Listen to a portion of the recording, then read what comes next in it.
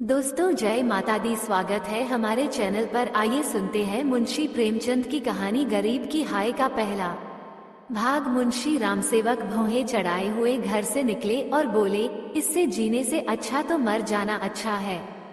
मृत्यु को प्रायः इस तरह के जितने निमंत्रण दिए जाते हैं, यदि वो सबको स्वीकार करती तो आज सारा संसार उजड़ा दिखाई देता। मुंशी रामसेवक चांदपुर गांव के एक बड़े रईस थे। रईसों के सभी गुण इनमें भरपूर थे। मानव चरित्र की दुर्बलताएं उनके जीवन का आधार थीं। वो नित्य मुंसिफी कचहरी के हाथे में एक नीम के पेड़ के नीचे कागजों का बस्ता खोल एक टूटी सी चौकी पर बैठे दिखाई देते थे। किसी ने कभी उन्हें किसी इजलास पर कानूनी बहस या मुकदमे की पैरवी करते नहीं देखा, परंतु उन्हें सब लोग मुख्तार साहब कहकर पुरकारते थे। चाहे तूफान आए, पानी बरसे, ओले गिरे, पर मुख्तार साहब वहां से टस से मज न होते।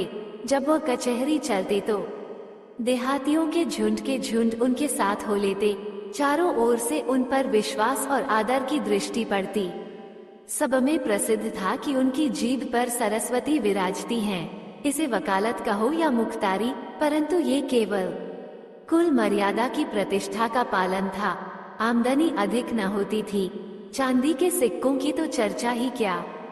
कभी कभी तांबे के सिक्के भी निर्भय उनके पास आने से हिचकते थे। मुंशी जी की कानूनदानी में कोई संदेह न था, परंतु पास के बखेड़े ने उन्हें विवश कर दिया था।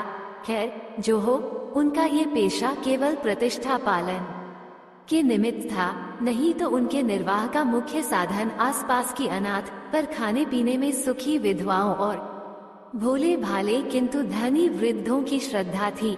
विधवाएं अपना रुपया उनके यहाँ अमानत रखती। बूढ़े अपने कपूतों के डर से अपना धन उन्हें सौंप देते, पर रुपया एक बार उनकी मुट्ठी में जाकर फिर निकलना भूल जाता था। वो जरूरत पड़ने पर कभी कभी कर्ज ले लेते थे। भला बिना कर्ज लिए किसी का काम चल सकता है? भोर को सांझ के करार पर रुपया लेते, पर वह सांझ कभी नहीं आती थी। सारांश, मुंशी जी कर्ज लेकर देना सीखे नहीं थे। यह उनकी कुल प्रथा थी। यही सब मामले बहुधा मुंशी जी के सुख चैन में विघ्न डालते थे। कानून और अदालत से तो उन्हें कोई डर न था। इस मैदान में उसका सामना करना पानी में मगर से लड़ना था।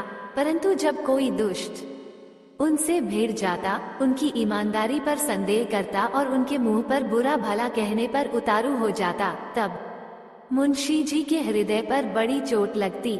इस प्रकार की दुर्घटनाएं प्रायः होती थीं। हर जगह ऐसे ओछे लोग रहते हैं जिन्हें दूसरों को नीचा दिखाने में ही आनंद आता है। ऐसे लोगों का सहारा पाकर कभी कभी छोटे आदमी मुंशी जी के मुंह लग जाते थे। नहीं तो एक कुजरीन की इतनी मजाल नहीं थी कि आंगन में जाकर उन्हें बुरा भला कहे। मुंशी जी उसके पुराने गाहक थे। बरसों तक उससे साग भाजी ली थी। यदि दाम न दिया जाए तो कुजरीन को संतोष करना चाहिए था। दाम जल्दी या देर से मिल ही जाते, परंतु वो मुंहफट कुजरीन दो ही बरसों में घबरा गई और उसने कुछ आने पैसों के लिए एक प्रतिष्ठित आदमी का पानी उतार लिया। झुंझलाकर मुंशी जी अपने को मृत्यु का कलेवा बनाने पर उतारू हो गए, तो इसमें उनका कुछ दोष न था। इसी गांव में मूंगा नाम की एक विधवा ब्राह्मणी रहती थी। उसका पति ब्रह्मा की काली पलटन में हवलदार था और लड़ाई में वही मारा गया।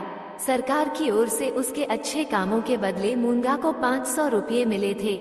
विधवा स्त्री, जमाना नाजुक था। बेचारी ने सब रुपये मुंशी रामसेवक को सौंप दिए और महीने महीने थोड़ा थोड़ा उसमें से मांगकर अपना निर्वाह करती रही। इस कहानी का आगे का भाग दूसरे वीडियो में सुनने को मिलेगा। दोस्तों वीडियो अच्छी लगी तो लाइक, कमेंट, सब्सक्राइब जरूर कर ले। वीडियो देखने के लिए धन्यवाद।